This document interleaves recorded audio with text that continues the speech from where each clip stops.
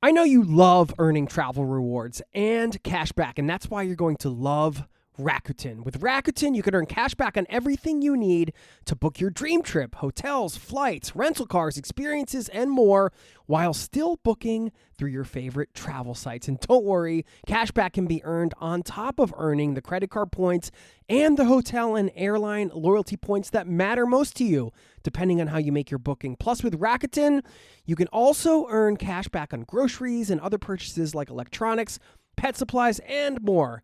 And the best part, you can join today for free and start earning cash back on top of your travel rewards. Go to Rakuten.com or get the app. That's Rakuten, Rakuten.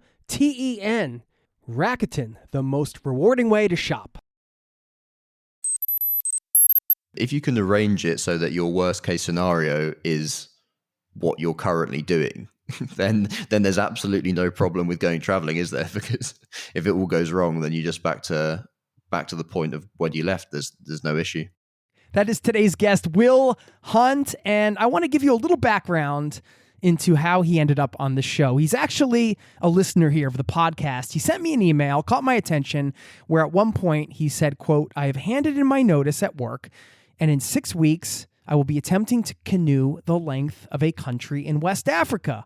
I'm giving up a comfortable life in London to pursue adventure full-time," end quote. Now, to be clear, Will wasn't asking to be on the show. He was just checking in. And meanwhile, I was reading his email and the alarms were going off in my head. Ding, ding, ding. I was thinking, okay, we have to do one of our special transition to travel episodes. These are episodes where I will interview somebody right before they're about to embark on a big trip. Usually that involves some life changes, as you'll hear today. And then I will catch up with them months or sometimes even a year or more after the trip to hear what their biggest lessons were, to get a better understanding of if their expectations beforehand matched up with the reality of their time on the road. And it's just a lot to unpack because you hear the same person in two totally different places, and you can really get a sense of the power of travel and big change in life. And what makes this particular episode different is the nature of the trip, because this was really an expedition heading to the Gambia, attempting to canoe the length of the River Gambia in West Africa. How does someone who doesn't really have a clue how to tackle an expedition like this prepare? What about a bigger type of adventure and all the many unknowns that come along with that? I first caught up with Will when he was 2 weeks from leaving his job and 3 weeks away from going on the trip. He was packing up his apartment. We talk about what motivated him to travel, his doubts and his fears, some of the mindsets behind the trip itself, some of the sacrifices he's making to choose travel, plenty to unpack. And then you'll hear our second conversation together. You'll fast forward 4 months, and you're going to hear me talk to him after his big trip. I'm not going to tell you if he completed his goal of navigating the River Gambia, but you're going to hear all about the journey, why getting to the starting point was an adventure in and of itself, some of the unexpected emotional twists and turns a journey like this can take. As I was leaving, I was taking the train out from the town, which I was leaving after living there for 7 years. And I was expecting to be really excited, but actually I was quite sad. I was leaving behind, friends, family, and a comfortable, nice life. And I wasn't really nervous for the trip as much. I was just kind of sad that the chapter was closing. The number one lesson he will carry with him from the culture in the Gambia, the pros and cons of documenting your travels as you go, and so much more going on in this episode. Plus, stick around because they're going to have another edition of our special road trip planning mini-series in this episode. You'll hear 3 ideas to help you craft an unforgettable itinerary. It's all happening right now. So buckle up, strap in. Thanks for being here, and welcome to the Zero to Travel podcast, my friend.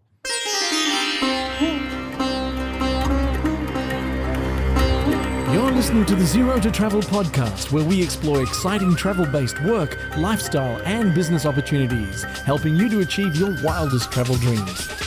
And now your host, world wanderer and travel junkie, Jason Moore. Hey, it's Jason here with ZeroToTravel.com. Welcome to the show. Thanks for hanging out, letting me bring a little travel into your ears today. This, of course, is the show to help you travel the world on your terms, to fill your life with as much travel as you desire, no matter what your situation or experience. By the way, our guest today, Will Hunt, you can find him over at YouTube at Hunt for Travel. That's the number 4. I'll link up to it in the show notes. He's also on Instagram there, and you can see he's got some other cool videos he did from some of his other adventures. And don't forget, if you haven't signed up for our newsletter yet, you can do that over at zerototravel.com/newsletter. It is free, goes out once a week. And now you're going to get into what really is an audio snapshot of somebody pursuing their passions, pursuing their travel dreams, and all of the wonder and all of the messiness and, you know, even doubts and all of that stuff that comes with choosing an adventure like this. A lot of takeaways, I think, for us as listeners in on this conversation, and I hope you get a lot of value out of it. So please enjoy my conversation with Will Hunt. Thanks for listening, and stick around on the back end. I'll leave you with my biggest takeaway from this conversation. Of course, a nice quote to wrap it up. And before all that, you're going to get another edition of our special road trip planning mini-series to help you craft an unforgettable itinerary on your next road trip. Thanks for listening, and I'll see you on the other side, my friend. Cheers.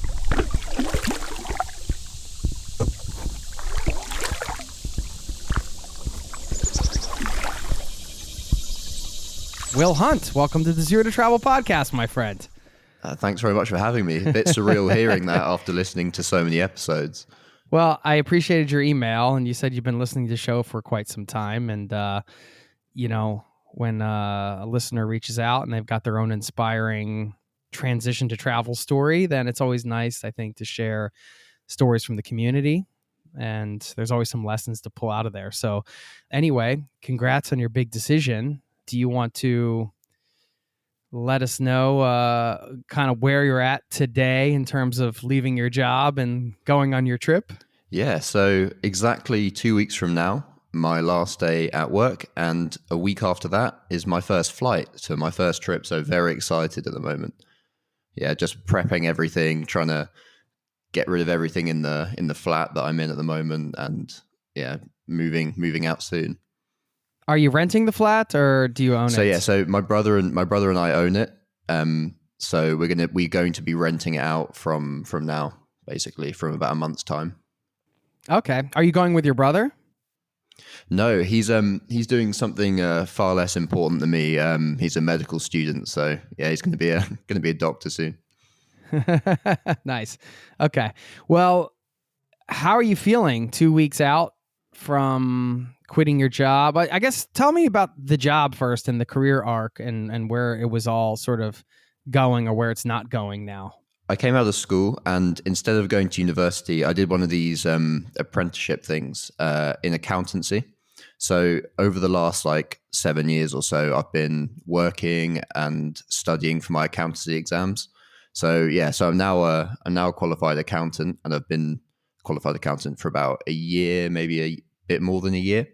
And yeah, now I've decided to move on from that particular career path. I guess at least for now.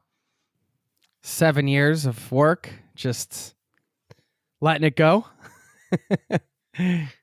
Yeah, so I think it's been a decision that's been coming for a while, actually. As I was studying for loads of the exams, it's a lot of effort. And I remember just thinking a lot of the time, there's so many things I'd rather be doing and different other ways I'd rather be living. And I'd spend lots of time that I was meant to be studying just on Google Maps, looking around and seeing, looking at different areas of the world I'd never been to. And, and some of them where it got a bit, when there was so much stress from the exams, I ended up booking flights to different places for holidays and breaks. So yeah, I think it's been a long time coming. So how long have you been at this job? Was this sort of the beginning of the career now that you got through the tests and everything? Were you kind of... The first job I had out of after I finished school was this accountancy firm. So one of the bigger accountancy firms, I think one in the top 10 in the UK. So it's not one of the huge ones where people are doing crazy hours, but it's one of the larger ones. And I was there for 6 years. And then recently I've had like a 6-month contract work after becoming a qualified accountant, just to earn a little bit more money for the trips that I've got planned, basically. Yeah. Well, that's the kind of job. It's a good skill set to have, because I feel like you always will have opportunities to earn. Yeah, exactly. And remotely, or wherever, like in a different country, there's always it's a good way in, I think. When you're quitting a job to travel, there are a lot of different scenarios, and one of them could be, well, I'm quitting this job and I'm gonna take like a gap year or whatever, and then come back and get back into the career or whatever. I mean, for me, the sense I'm getting from you is that this is more like, instead of sort of like trying something else for a little while, it's more like choosing another life path. Is that accurate? Yeah, so I think that's the plan. Anyway, I've decided to make some travel videos of my like upcoming trips, and I'll just see where that takes me, I guess. I think I've got quite a lot of options if that doesn't work out, or if if I want to go a different way. But I've got a fairly strong inclination that traveling is going to be involved in the future after my like trips that I've got planned. Either with remote work or with something else entirely. I'm quite open at the moment to wherever this leads me, really. Yeah, because the decision is a big one. Was it hard to actually pull the trigger? Yeah, so it's a big decision, but like I said, it's been brewing for a long time. So I've actually been very slowly building up to this point for a while. So my I used to like go traveling with my parents sometimes, but on like shorter breaks. They traveled a lot for work, so I was always kind of around it from a young age. And then like since I started earning money at a job, I've been like all of my savings for the first few years when I wasn't earning that much were going like into 2-week long trips in somewhere interesting. And then I've been slowly building up to solo travel, like each time I get my annual leave from work. And yeah, so been like practicing filming and stuff on my last few trips. So yeah, it's like it's been building for a while, I think. So it was not difficult for me to make the decision in the end, because it's been maybe like 4 years in the making. Okay, so that was an important part of the process for you, the brewing part, let's call it. Like I've had so many different ideas of how to go about like traveling, because I've always known that I've wanted to do it more of as a full-time thing. But this, I think it all kind of started, sorry to mention, but the pandemic, I know everyone loves hearing about it. But we used to be allowed outside for a certain amount of time, and for like walks and stuff. And like, I think that's actually when I also started listening to the podcast, and ideas just develop, and just decided to combine basically everything that I wanted to do into one sort of travel experience, I guess. The thing you're doing first, at least from the email, was attempting to canoe the length of West Africa. Is that still the plan? Nearly, yeah. So it's there's a country in West Africa, called the Gambia, which is, I think, the smallest land, like mainland country in the African continent. And I've always been sort of fascinated by it when I'm looking at maps, because if you zoom in, it's like entirely surrounded by Senegal, and if you look even closer, the whole shape of the country is outlined around the river. So it's like the final sort of, I guess, 500 or so kilometers of the River Gambia, and that runs from the east of the country to the west and the coastline. So yeah, this is the first trip, which is probably going to be my most out there, most extreme one early on. I think, like, get it out of the way, so I don't have to worry too much about the planning. Yeah. Okay. Thanks for clarifying that. Yeah, because it is attempting to canoe the length of a country in West Africa. Yeah. So That's the first one. Well, I mean, do you have a lot of canoeing experience? Why are you... The short answer is no, I do not. Um, actually, like I said, I've been sort of building to this kind of for a while, and last year in August, my brother and I went to our local river. Like we're from East Anglia so the east of England, and there's like a river that separates two counties, and that's where we like grew up around that area. So we decided that we were going to canoe from like the source all the way to the sea, basically. It took us about 3.5 days, and that was preparation because I was filming that as well. So it was kind of preparation for this trip that I've got coming up in the Gambia, but I hadn't told anyone about the Gambia trip at that point. So for me it was, but yeah, and that was, yeah, it was more difficult than I thought it was going to be. So we'll see how this goes. Are you going to buy a canoe when you get there, or what are all the logistics involved here? I wanted to see if this trip was possible, I guess. So I started looking online, and the only people that I could find that have canoed this river, that at least have presence on the internet anyway, was this husband and wife, also from England, that did it about 10 years ago.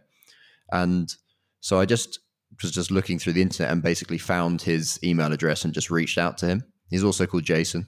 Yeah, so I reached out to him, and he was happy to have a phone call. So we spoke for a bit, and he talked me through how he did it. He actually did the full length of the whole river, not just the last country.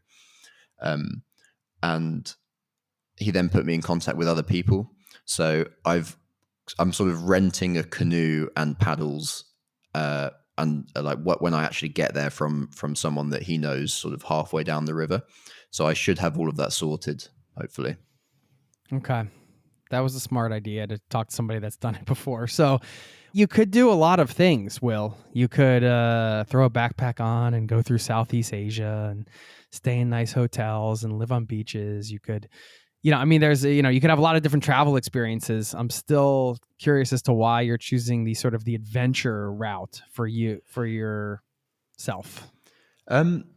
I like having a bit of purpose with my travels. The last break in between my last job and my contract work, I had 2 weeks, and I went to Jordan and Israel and Palestine, and the purpose of that for me was to like practice filming and get outside of my comfort zone. I think that's quite a large part of it.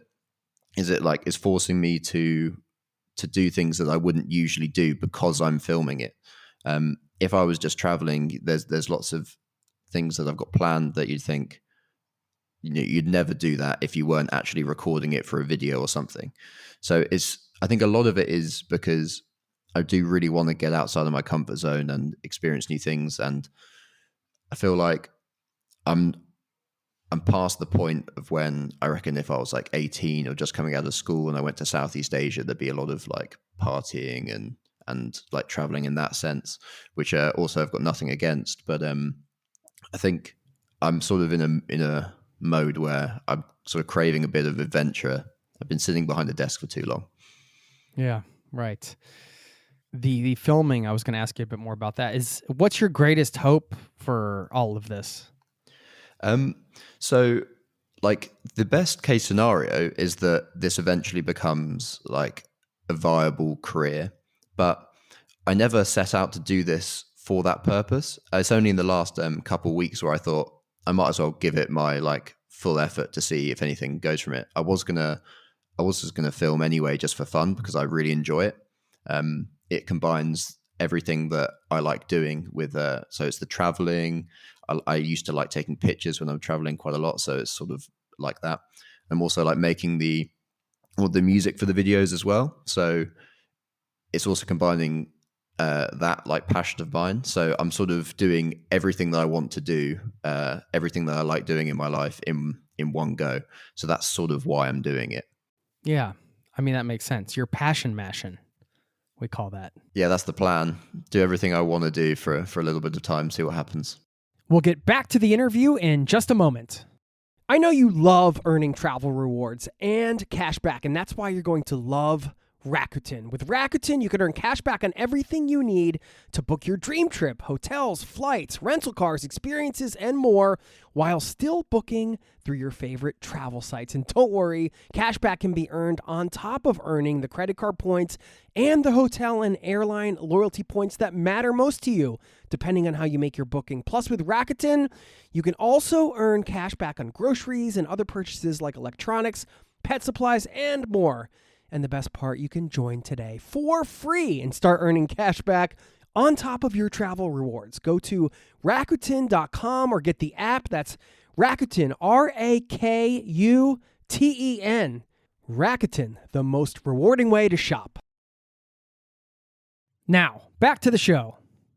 So, YouTube, I'm guessing, is the vehicle for this? Is that the end goal? Yeah, so I think I've worked on I've done about 7 videos so far, and I've posted them to YouTube, but they're all private at the moment because I'm just getting feedback to try and like improve them from friends and people that I'm like reaching out to. But eventually, yeah, I think all of my trips are gonna go publicly on YouTube. Well, I've heard from a lot of people that it's 2 years of consistent publishing. So if you can commit to that, it sounds like once that seems to be the sort of the mark where people start taking off. Yeah, I think the plan is to film for 1 year, have it all edited, and then be posting them as I'm also filming the next year's worth of stuff. So I think that's my plan. And so is the plan also to be nomadic, to not have a base and to not come home and to just stay out on the road? No, actually, I'm very lucky, and I'm also quite excited about this. But I'm moving in with my grandparents, so it might seem like a backward step, but I'm genuinely quite excited about it. So like I'm going to come back to the UK probably like in between trips to edit. So it's going to be nice to stay with them for like a week or two as I like put the videos together, then go out on the next one. Yeah. Okay, cool. Yeah. Everybody's got a different scenarios and things they can work with in terms of resources like that. But I think it's a healthy to think about, like you mentioned, it sounds like a step backwards, but I think also that's a lot of that is mindset, right? For somebody listening that wants to prioritize travel like Will is doing here, and you're thinking, well, I can't move back in with my parents if that's an option for you, because that will be a step backwards. But that is, again, is it a step backwards if it's pushing you forward on something towards a path that you want to do? Then it's not really a step backwards. It's a tool that's allowing you to take a step in the direction you want to go. Yeah, no, completely agree. It's for me, it doesn't feel like a step backwards at all. It does feel like the next stage of my life, really. I've lived independently of my parents for quite a long time now, and it's actually almost going to be nice to go back in with my grandparents, have a bit of a bit of my grandparents cooking and stuff. It'd be good. Yeah. What are some of your fears around this, or things that you're nervous about? I'm just curious because these are always nice to talk about, because when we catch up later, it will be interesting to hear if some of these were founded or unfounded. Yeah. So my most of my worries came with actually my girlfriend, because I was worried about like the relationship not working out, because that for me wouldn't be ideal. I think it's anyone that's moving towards a life of traveling more, you are going to give certain things up. And for that, it's spending as much time with my girlfriend. That's the main thing, really, because everything else, I don't really have too many commitments. I don't have like kids or anything, but that was definitely something to consider. But I've kind of been convincing her to do her own kind of traveling, and then we'll hopefully meet up and do a trip together as well. So she's going to go to Spain and South America to learn some Spanish. So she's not going to be stuck working whilst I'm doing this, and we're going to meet up in between. So that's quite nice. But yeah, I think it's not easy to necessarily go from living and spending lots of time with someone to then not for an extended period of time. How were those conversations leading up to it with your girlfriends? What was that process like? Because I'm fishing for some advice here, people that are listening that might want to, well, obviously if you're listening to this, you probably have some travel dreams, and then you have to balance that with the relationships you have. And sometimes that's family relationships, friend relationships, but also intimate relationships. And that can get really tricky. And some people don't end up traveling just because they're afraid to lose that relationship or have the conversation. It can be tough. Yeah. So my girlfriend's been great with everything, actually, and she's incredibly supportive of what I'm planning on doing. But it does help that when we first met, I was talking about doing this, and that was like 4 years ago. So she's been primed for a while that this is going to happen. So it makes it a bit easier when there's a lot of notice and you're not just dropping it on someone, I guess. Yeah, but that can also go, the boy, is he really going to do that? Yeah, no, I know.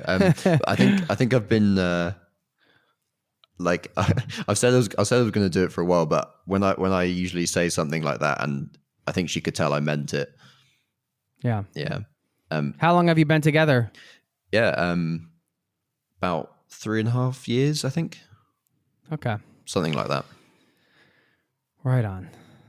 What are some of the other fears around this? Let's call them. More literally hippos. Quite scared of hippos. Yeah. Right. Well, that's a legitimate fear, I'd say. Yeah.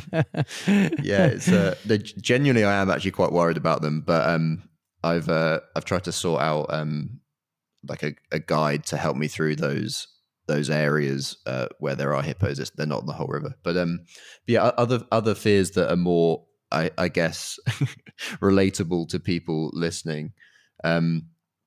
You're always a bit worried about finding a job when you return, if you return, and like how it's going to affect the future, like, because if you're in a stable job, you're saving money, you're maybe like saving up for a deposit for a house or something, but one of the reasons, again, why I kept going with my exams, my accounts exams, is to give me that safety net. So even with travel in mind, it was important for me to finish the qualification so that I don't have that anxiety about being able to find something if I need to. So I guess advice on that would be to get any kind of skill that is you can make money from in some way, even if it's not related to your travels specifically. Yeah. Like the worst case scenario isn't that bad. I mean, you just end up kind of doing a job maybe that you're doing now. If that's the worst case scenario, then it's not too bad. Yeah, exactly. If you can arrange it so that your worst case scenario is what you're currently doing, then there's Right. absolutely no problem with going traveling, is there? Because if it all goes wrong, then you're just back to the point of when you left. There's no issue. You got nothing to lose. Yeah, exactly. In terms of your, I guess, the side of, I don't want to say self-development, but this idea of wanting to challenge yourself with the decision and the means of travel you're choosing, at least for the first adventure, and kind of the way you're going about travel.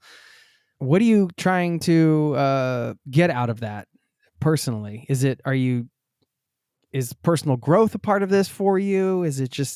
Are you just totally open? What's kind of your mindset there? Yeah, personal growth is definitely one of the reasons why I'm doing this. But it's kind of personal growth in all of the areas that I'm interested in. I think it's not the main. I actually don't know why, to be honest. I'm drawn to these kind of trips instead of the standard ones. But I think it's just like I really like the adventurous aspect of them. I like the fact that it's unplanned and anything can happen. I think that's quite interesting. But from where you're coming from, I think going outside of your comfort zone does ensure that you grow in some way. You can have like good experiences and bad experiences from it, but overall, you definitely develop as a person. And I think that is sort of what I'm aiming to do. Love it. And you sent me I know it's a private video now because you don't have anything online, but you sent me the video of you and Jordan doing you traveling with the no phone and no map. I was like, yeah, this is Gen X travel. This is how we used to travel. Yeah. How did you like that experience? Do you know what? I absolutely loved it. It was yeah. So Jay's talking about a video where I turned up in Amman, the capital of Jordan, and the first thing I did was take a whole day and just leave my phone like turned off in my bag. I still had it in case of an emergency, but I just had it switched off. And yeah, exactly. It's like it's a big thing to not have your phone on you now, but it didn't always used to be. So it was interesting to see how that affected a standard day of traveling. And to be honest, I think it made it much more enjoyable. Instead of just hopping from one tourist destination to the other, like from your maps or from reviews, you end up just walking around and having to speak to people and really open to anything. You have no idea what's going to happen to you or who you're going to meet. And as a result, you end up speaking to and meeting so many different people. And like I ended up playing chess in a cafe with some Egyptian guy I met. I was talking to people making like clothes in the souks. I met a Dutch guy that we ended up traveling around the rest of Jordan together, and that was only like the first day. So it was great. It really like immerses you in the experience, I guess, of a city. I'm definitely going to do that again. Did you carry that on through other days in the trip, or was it just the first day? Just kind of let me just dive in and see how this goes. Yeah, so I also did it in Jerusalem afterwards, and that was completely unplanned as well. So there's another video of me doing that in Jerusalem. But I guess I was also looking for because I'm still sort of learning, and I'm just trying to find different genres of video, I guess. So that was another reason. But yeah, like the reliance on phones now is crazy. There was I was at work and I thought, oh, what if I just don't bring my phone because I'm like sick of being on it all the time. And I turn up and I immediately need it because I need to log into a software with like authentication. I couldn't get into the bank, so I ended up having to go home and get it. There's a crazy reliance we have on them now. Yeah, it's super frustrating. I did that. I went down to the subway just to go downtown and didn't bring my phone or anything. And I forgot that you need to buy there's no place to buy the ticket, or it wasn't open. And so then I needed my phone to buy the ticket for the public transportation. Just like, man, I haven't even gotten anywhere yet. Like, it is frustrating. But, yeah, it's if you plan ahead for it, it is certainly possible. But yeah, you can't plan ahead for an authentication code, for example. It's tragic in a way. Yeah. But I'd really recommend anyone listening to, you don't have to go far, but just to like explore without your phone, just somewhere you just haven't been before, maybe like the next town, because it really does like open you up to new experiences that you wouldn't necessarily have if you were just on your phone going from point A to point B. Yeah, and even on another level, you don't use it to distract you or as sort of like a crutch. So you're more exposed, if you want to say that wouldn't be the right word, but you're just kind of you're out there, you can't hide if you get uncomfortable or whatever. You can't hide in your phone or do something in your phone. Sometimes we could use these travel tools like maps and things like that. You can also use them to hide. Yeah. It's one of those things that because humans get bored very quickly and very easily, but when you're bored without a phone, you then start speaking to people or exploring or trying to occupy yourself with something, and you end up doing more interesting things than just scrolling through social media, for example. Right. Well, good luck, man. Yeah, thank you. It's going to be an interesting experience for sure. You said in your email this is something you've always wanted to do. You know, as a member of this community here, we're all rooting for you, man. We're all excited for you, and I look forward to catching up with you. Yeah, maybe, you know, do the canoe trip, survive the hippos. You know, let me know. Kind of, let's stay in touch. I'll give you my number here, and you can let me know what's going on, and we can catch up in some months and do a part 2 and mash this all into an episode and see how your transition to travel went. Yeah, looking forward to it. This is a accumulation of many episodes, inspiration from different people. So yeah, thanks, and I guess I'll speak to you soon. It's a community powered show, and that's what's beautiful about this, sharing the stories and everything. And so I appreciate you paying it forward and sharing your story here, and look forward to doing the part 2 with you, man. Yeah, let's see if I don't get eaten by hippos. That would be ideal. Yeah, please. That would be ideal. Please don't do that. All right, man. We'll chat soon. Take care. All right. See you later. Bye-bye.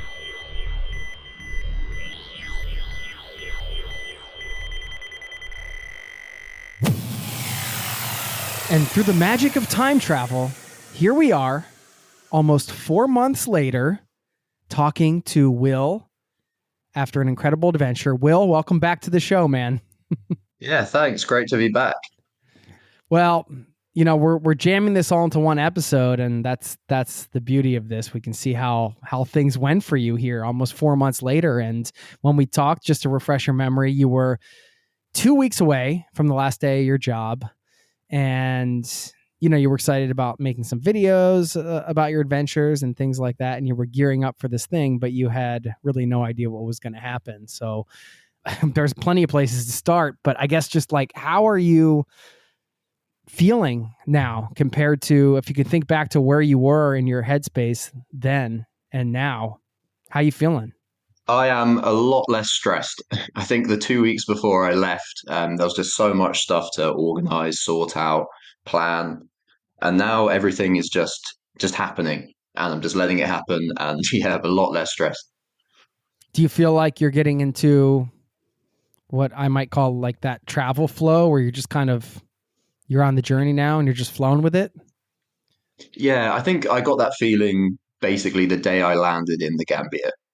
But it's just such a stressful experience trying to get everything sorted before I left, and sort out all my belongings and where I'm going to stay when I come back and all of that kind of stuff. But yeah, now it's much more easygoing.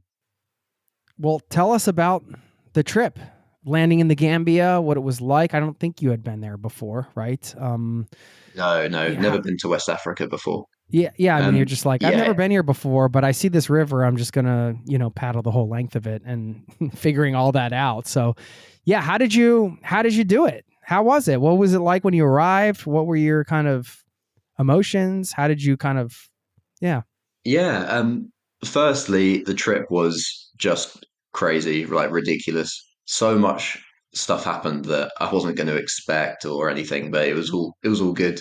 But on the way, like as I was leaving, I was taking the train out from the town which I was like leaving after living there for 7 years, and I was expecting to be really excited, but actually I was quite sad. I was leaving behind, friends, family, and like a comfortable, nice life. And I wasn't really nervous for the trip as much. I was just kind of sad that the chapter was closing, which is a weird emotion I didn't expect to be feeling at that time. And that all went away as soon as I landed actually. And then it was just focusing on, yeah, let's do this expedition, this adventure, and then I started to become really excited. But yeah, I wasn't expecting to feel so feel so sad as I was leaving. Kind of snuck up on you, huh? Yeah, it was literally as soon as those train doors closed, I was just like, wow, okay, this is real now. Um, all of this that I've been sort of planning for years is now actually happening, and it wasn't excitement at the start. Quickly did change though. You can visualize those moments and how they might be, but you can never really truly know what you're going to be feeling in that moment until it comes to pass. So that's really interesting to hear. We'll get back to the interview in just a moment. Now, back to the show.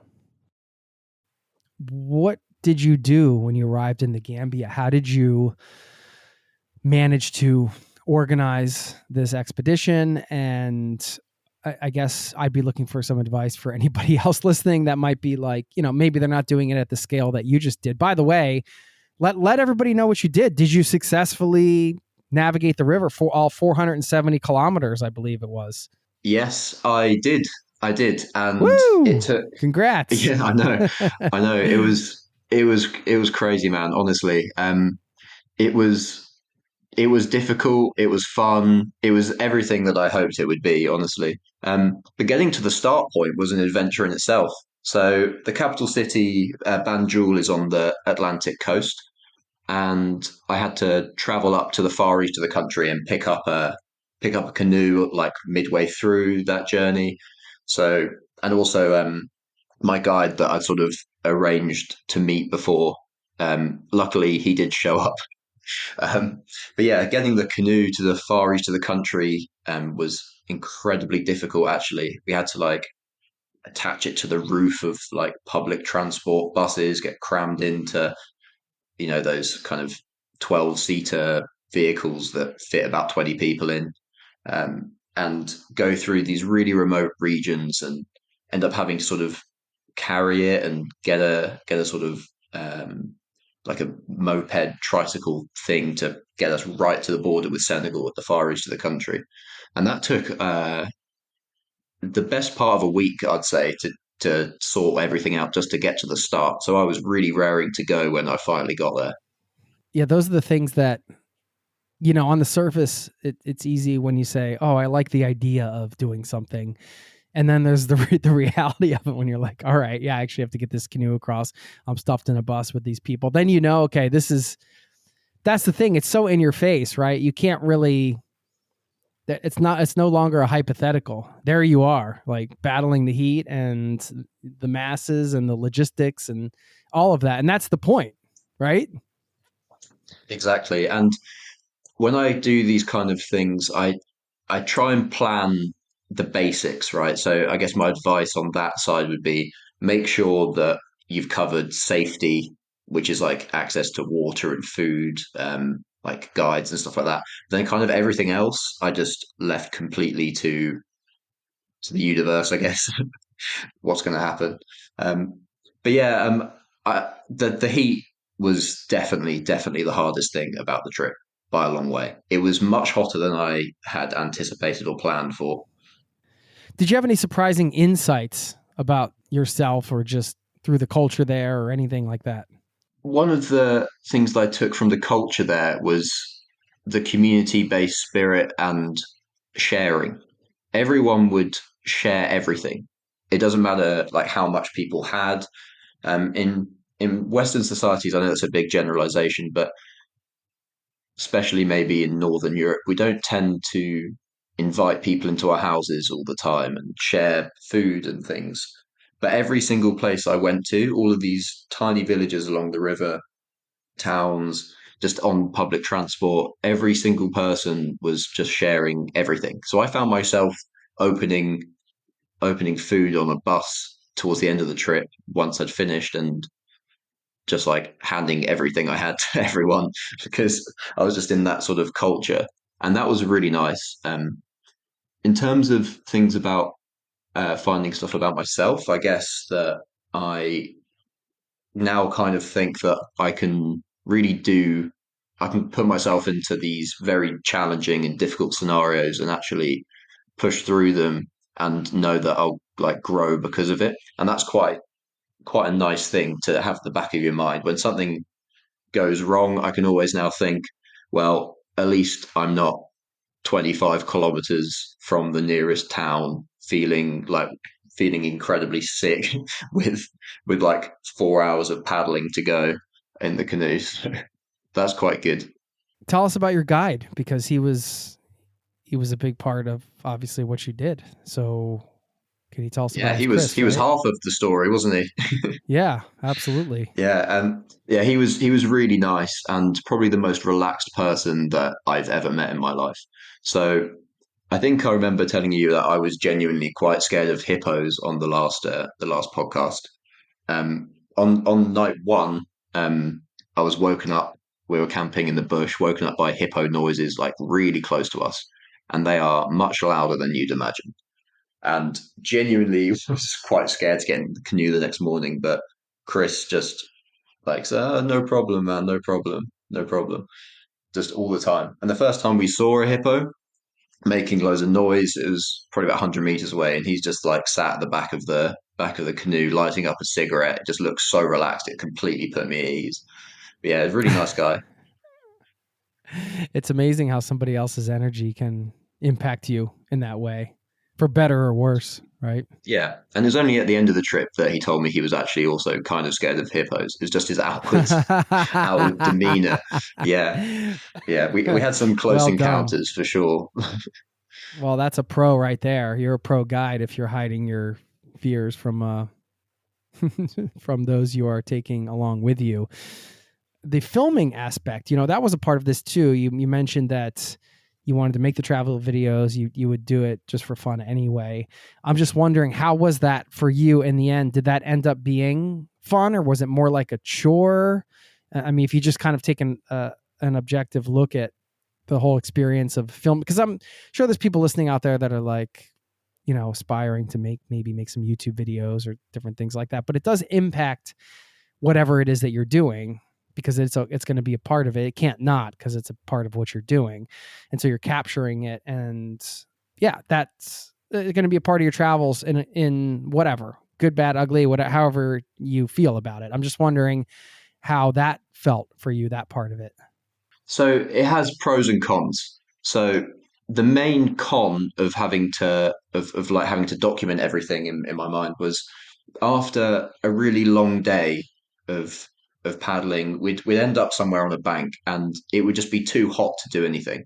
So I think the hottest we paddled in was 46 degrees Celsius, which I think is like 115 Fahrenheit, which is just ridiculous. And then having to like go, like we end up in a village, but then I know that yeah, this is part of the video. I need to start like filming. That was really difficult. But on the flip side of that, filming kind of pushed me to go and speak to people and explore more of the places that I was in and have tours around local villages, meeting the village chiefs, and it kind of pushed me more out of my comfort zone that I don't think I would have done if I didn't have a camera. Also, people were much more likely to come up to me and they wanted to speak to the camera to, share how they felt or their views on something or just anything really. So I think it gave me some sort of authority is the wrong word, but it gave me access to lots of communities that I wouldn't have the chance usually, or just wouldn't venture into the small villages.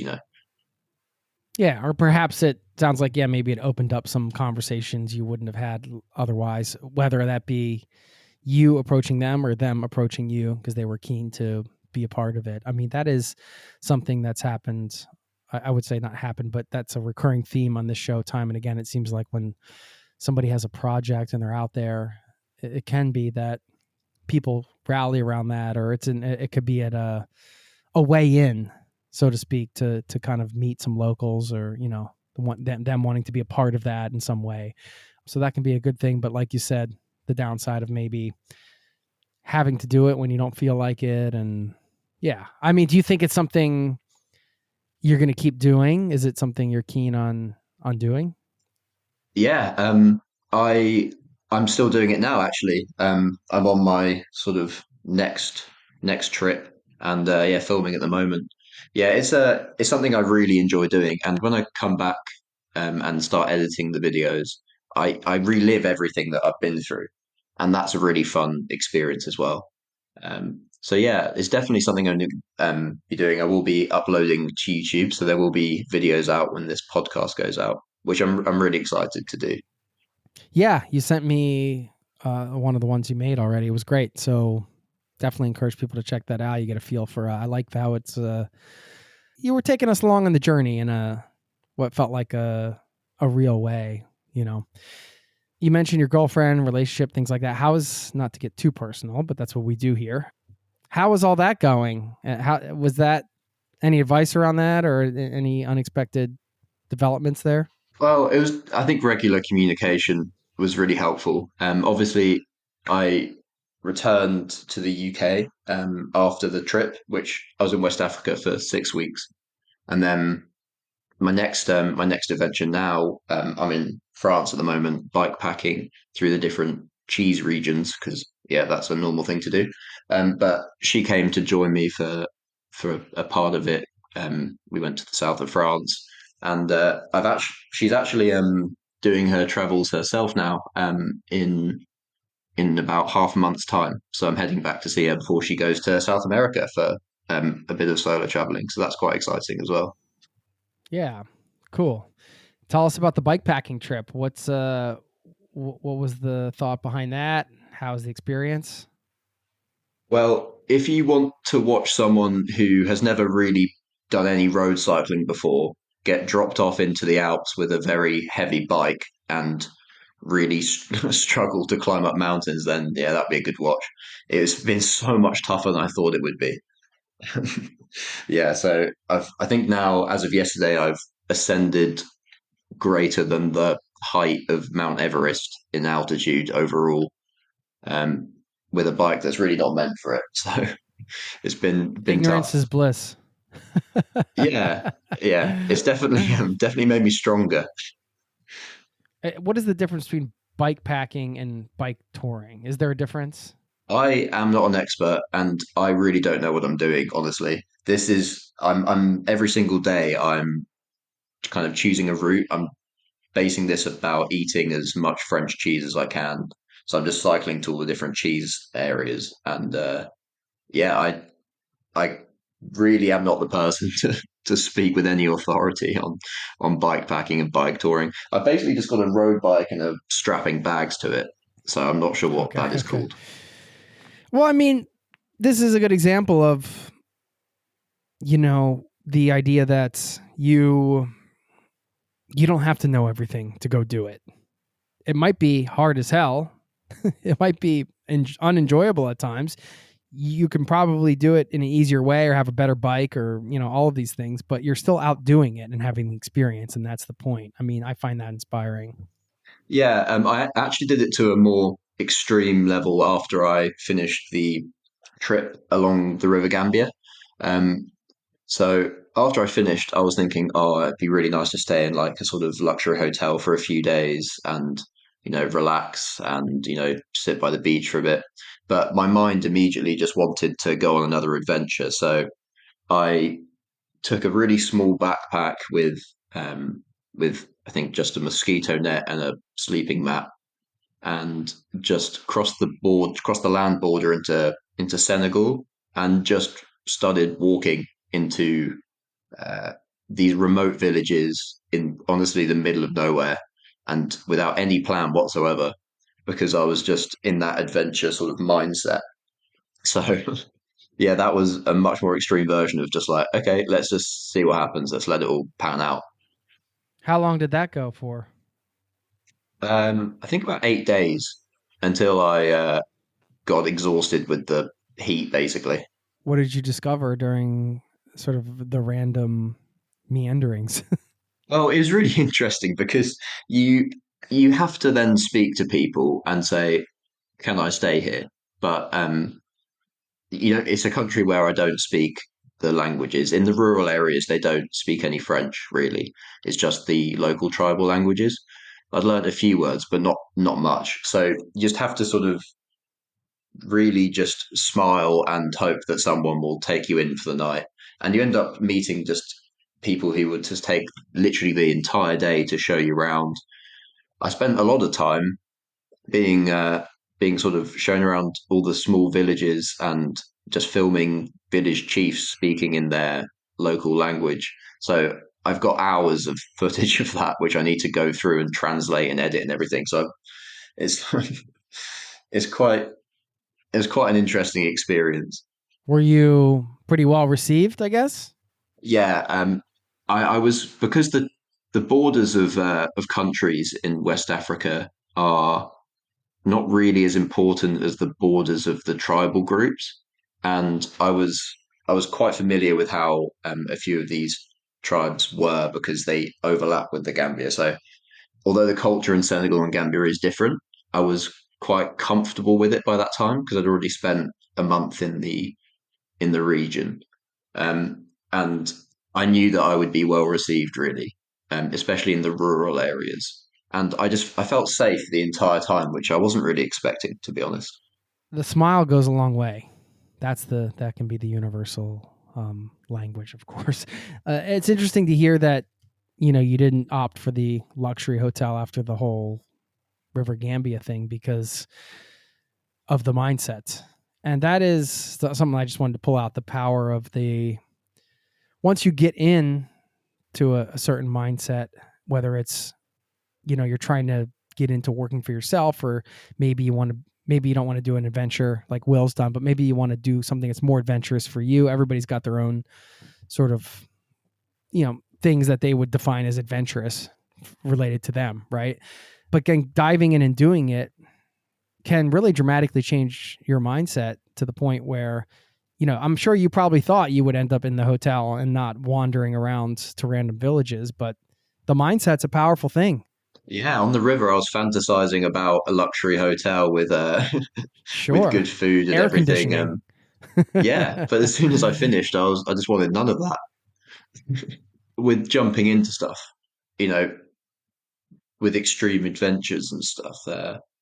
It didn't start like that. So my first video was just me and my brother taking 3 days to like kayak the length of the river that we lived around when we were growing up.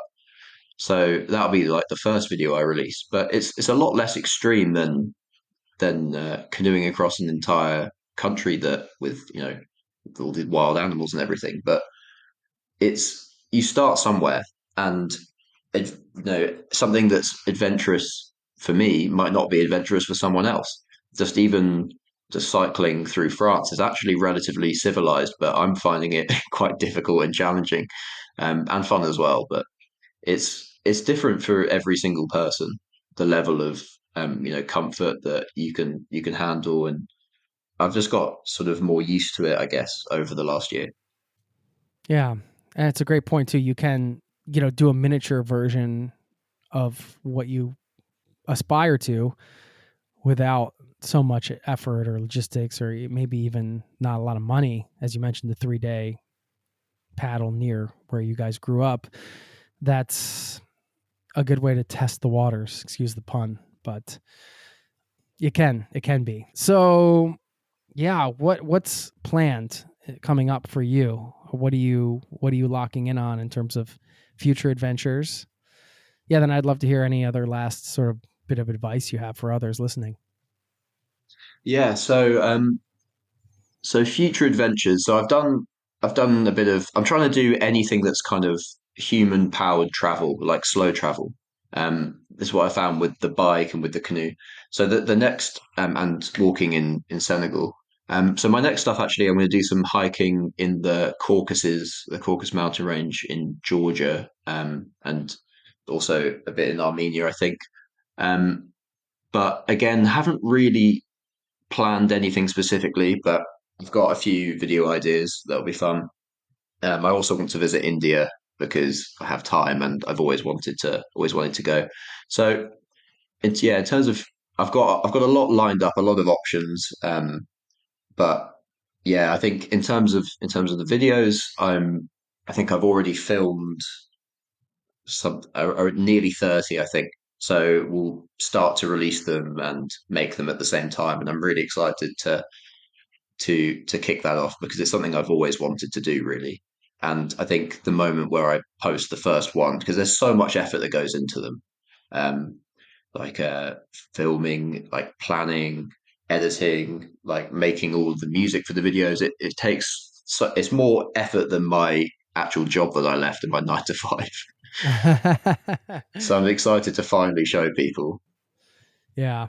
Yeah, that's often the case when you're doing it all. And you have to carry all the responsibility to get it out there. But sounds like this is a real-time snapshot of somebody who's pursuing their passions, pursuing their dreams, and that somebody being you. And I think it's great, man. I think it's cool to hear kind of where you're at and you're in the middle of it. And like you said, it's hard. There's struggle. There's things that haven't been all fun, and that's what it is, right? I think that's important. Like, you can aspire to the glossy Instagram photo or whatever, or you can listen here and just hear the reality of it, right? Like, the reality of it is a journey, and it's just cool to talk to you because you're on it. So huge congrats, man.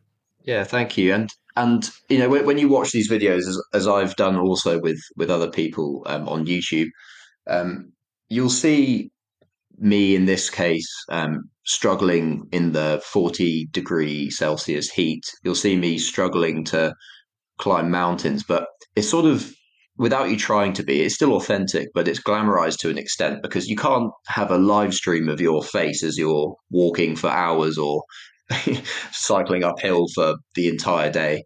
So it makes it does glamorize the experience, regardless of how real you try to be with the videos, which I found kind of interesting because people like myself will watch these videos and think, oh, I can do that, and then do it, and then you're like, wow, okay, I'm not seeing the hours behind everything.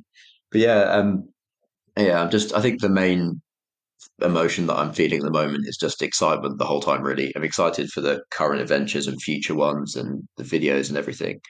So yeah, I think advice, I guess, for anyone that is planning on leaving their job to go traveling is just do what you really are passionate about, and it doesn't matter if you haven't got everything planned or it's all perfect before you go. Just jump right in and stuff will figure itself out.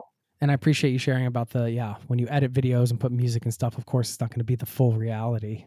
That's what Yeah, it you can is. try and make it as close as you can to the reality, but you can't see an entire day. You can't see the hours of just sitting under the shade of a tree trying to stay hydrated. You don't see that. Yeah.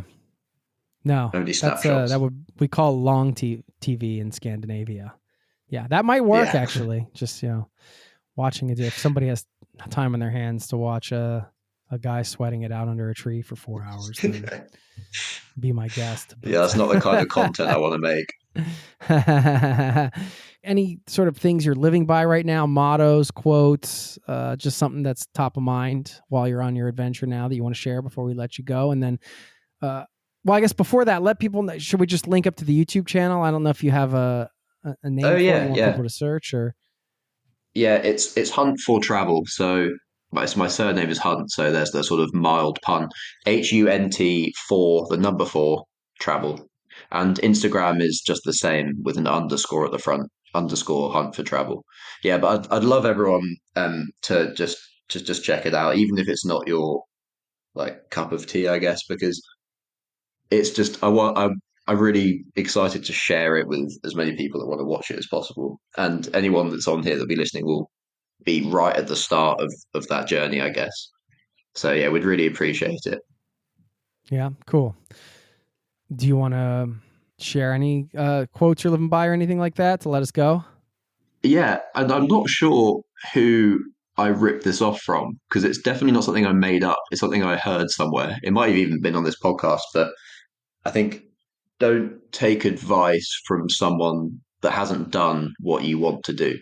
So many people will say, "Oh, but that's you need to worry about this," but they've not done anything at all similar to it. So if you just actually only listen to like experts that have done what you're doing, then you're more likely to give something a go instead of just listening to any negativity. Yeah, cool. Thanks for that, Will. Huge congrats, man. Stay in touch. We look forward to following you on your adventures. Yeah, thanks, Jason. Thank you.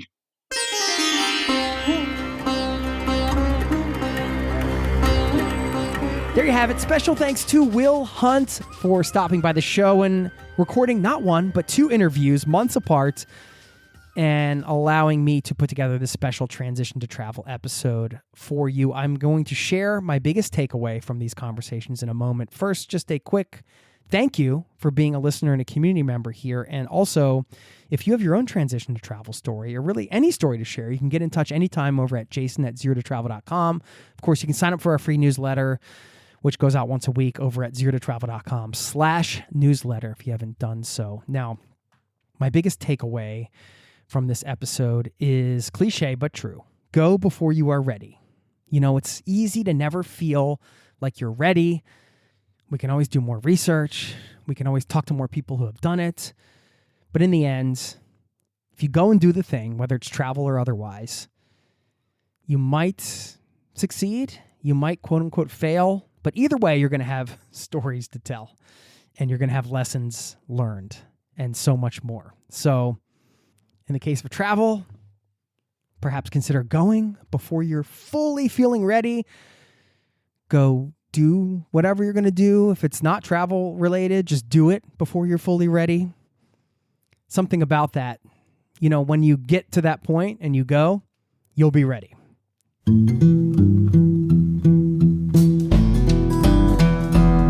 Now, let's talk road trips, shall we? Our friends at Defender, you know they love a great road trip, and I want to thank them for supporting this special 5-part road trip planning guide mini-series. It's been packed with road trip inspiration and advice. It's all leading up to that final segment where you're going to plan an epic road trip of your own for the coming year. So you have something locked in, something you're excited about, and I want you to continue to keep an open mind.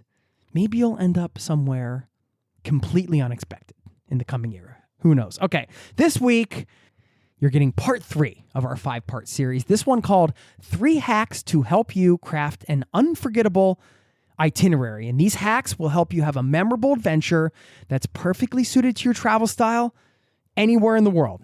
That's what we're going for here. Speaking of adventure, I do want to say a massive thank you to the icon of adventure, Defender, for supporting this special mini-series. Defender is truly the ultimate road trip vehicle for many reasons, including its durability, its cargo capacity, and the fact that it's tested to the extreme. Defender's family of vehicles include the 90, 110, or the 130, which has 8 seats. Defender is an icon of adventure with a tough, rigid body design, and it's been reimagined for a new generation of explorers that is you. Design your Defender at LandRoverUSA.com.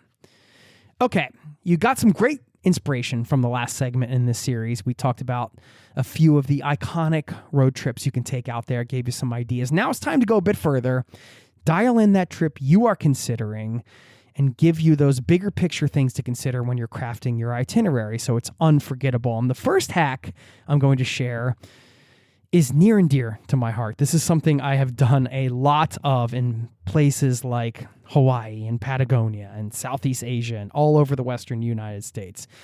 This concept works anywhere, and it's to design a trip filled with mountain passes. Now, I'm not talking about literally. I mean, perhaps. I love driving through the mountains and I love being in the mountains. So maybe your trip will be filled with actual mountain passes. But I'm talking about a trip where you can imagine it's a bit like a mountain pass. You know, you're perhaps there's some challenges. There's some hard things happening. You're going up the hill. It's beautiful, but it can be tough. And then, you know, you get to the peak and then, you cruise down the hill and it's pretty relaxing and chill. That's what I mean. You can do a quote unquote hard thing and then an easy thing. So you can think like this. You can imagine doing 3 days of, say, mountain biking or hiking or whatever you love, right? And then follow that up by a stay in a natural hot springs where you perhaps have this wonderful meal. You feel like you've earned it a bit. And that's what I mean. I've found so much pleasure and so many rewarding moments in trips like this when I tackle something that's maybe a bit scary, maybe a bit uncomfortable, maybe a bit physically challenging, maybe it's mentally challenging in some way. And then you can follow that up by sort of like the sort of more relaxing type of travel experience where, perhaps there's not as much thinking. Maybe you're at a nice hotel with a pool. You can just chill. You don't really have to worry about kind of some of those like in your face challenges that might come up during the previous segments of this trip. And I found this formula, this idea of designing a trip filled with mountain passes, again, to be very rewarding. And I just wanted to plant that in your head. I think you get the idea. Think about something perhaps that you've always wanted to do, but you've been a little scared to kind of incorporate into your travels. If you have never gone mountain biking before, I use that as an example. Go to a place where there's some epic mountain biking. And if you don't own a bike, find one to rent, find a guide, get out there and just do something like that. Do something that challenges you in some way. Something perhaps that you've been putting off, but that's really, tugging at your heartstrings. You're like, why do I want to do this thing? I don't know how to do it. I'm a little scared. Maybe that's the thing to lean into and to make as part of your itinerary. So I just wanted to throw that idea out there right away, because that can really dictate a lot of an itinerary. If you're going to centralize it around a particular activity like that, then you can kind of build around that, and you can build those sort of mountain pass climbs and then those sort of cruising, relaxing moments that come after that. And you can sort of piece together the puzzle that way. Okay. The second hack I wanted to share is this idea. It's a real time saver. If you're somebody who has a specific interest or a sort of specific style of travel, you might want to consider reverse engineering your itinerary. And what I mean by that is you list your interests and just build the whole trip around that. And one way you can do that is by finding a tour operator. Perhaps group travel is not your thing, but if you find, say, an adventure travel tour operator, if you're into a more adventurous type of travel, you can look at some of these wonderful itineraries that are out there that are being offered by companies. Again, you might want to stick to some of the smaller group tour type companies and not the big sort of mass tourism companies. But if you look at some of the itineraries on some of the smaller specialty group tour operators, you can find some really incredible itineraries. I mean, they've already done all the work, right? They've found some of the cool places and some of the villages to see and all of those things. And it doesn't mean you have to do that exactly, but it can save you loads of time if you borrow some of those ideas. If some of those ideas resonate with you, then you can go ahead and just quote unquote steal that itinerary. And sometimes through that type of research, you can figure out some of the places not to go as well. Perhaps there are some places that, a lot of these itineraries are hitting this place. Maybe there are going to be a lot of people there. Maybe that's a place we should avoid. Maybe we should stay outside of that place. So it just gives you some food for thought, even if you're not going to take a full itinerary, by just looking at some existing itineraries out there, whether that's through tour operators or, your favorite travel blogs or whatever the case is. It can at least give you a foundation from which to operate if you're kind of struggling for, finding ideas and figuring out where to start. Once you read those descriptions and kind of dive in, you can kind of see if that's for you. Perhaps you use that as just inspiration. Perhaps you take that exact itinerary or you visit some other places along the way. I think you get the idea. But this concept of you don't have to reinvent the wheel. There's a lot of information out there.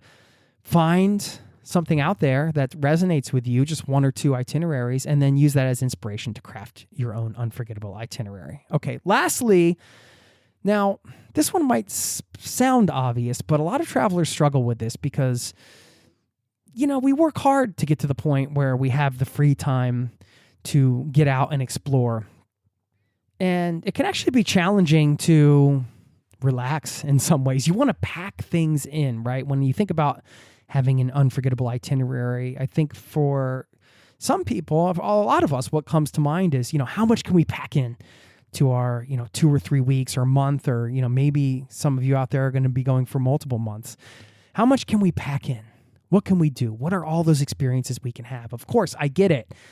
I'm a traveler. I love travel. That's part of the excitement, right? It's like you want to satiate that curiosity, I guess you could say, which can never be satiated, of course.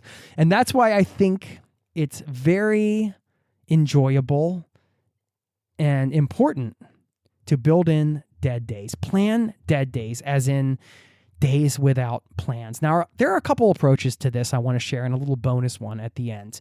One way you can do this is just don't plan any activities, but that doesn't mean you can't do anything. You could actually just chat with some locals and let them dictate what you do for a day.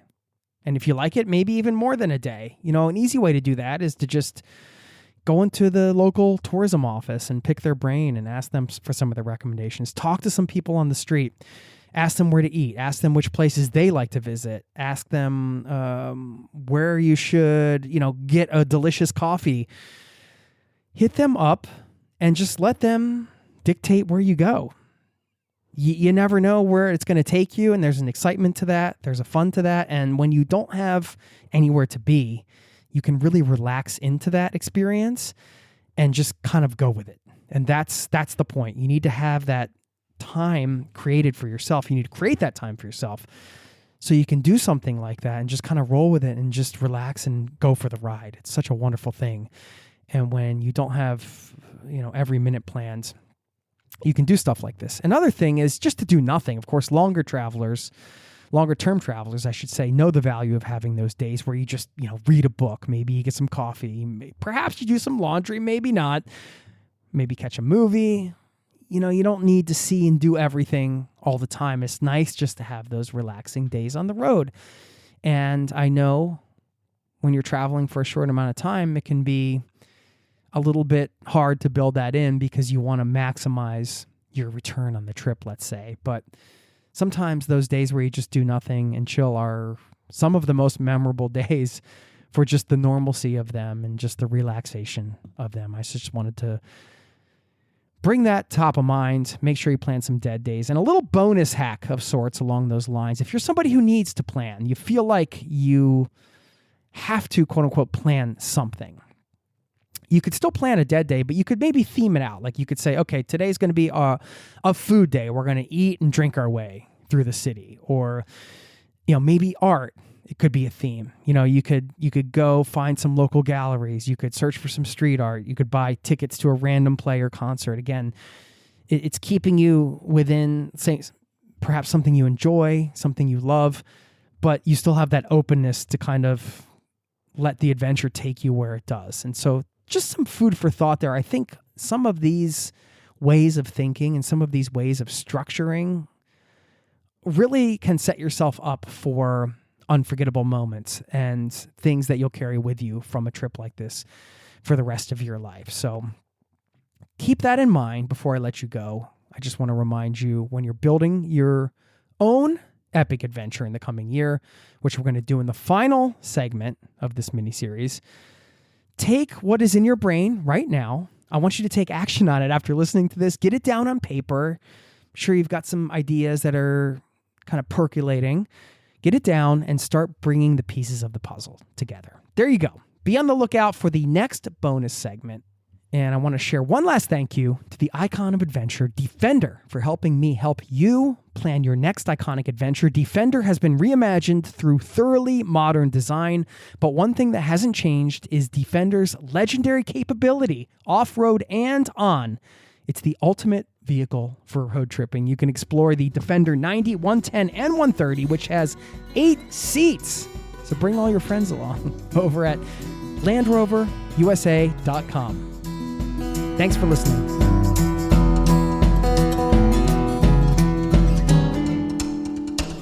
Okay, I'm going to wrap this up with a quote. What an episode. So much packed in today. I hope you enjoyed it.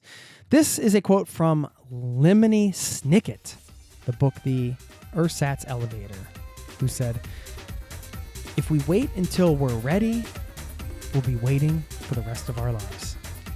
Thanks for listening. I'll see you next time. Peace and love to you and yours. Cheers.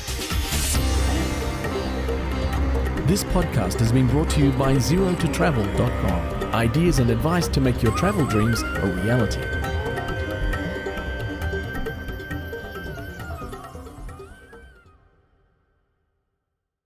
It's tax season, and at LifeLock, we know you're tired of numbers. But here's a big one you need to hear. Billions. That's the amount of money in refunds the IRS has flagged for possible identity fraud. Now here's another big number. 100 million. That's how many data points LifeLock monitors every second. If your identity is stolen, we'll fix it guaranteed. One last big number. Save up to 40% your first year. Visit LifeLock.com/podcast for the threats you can't control. Terms apply.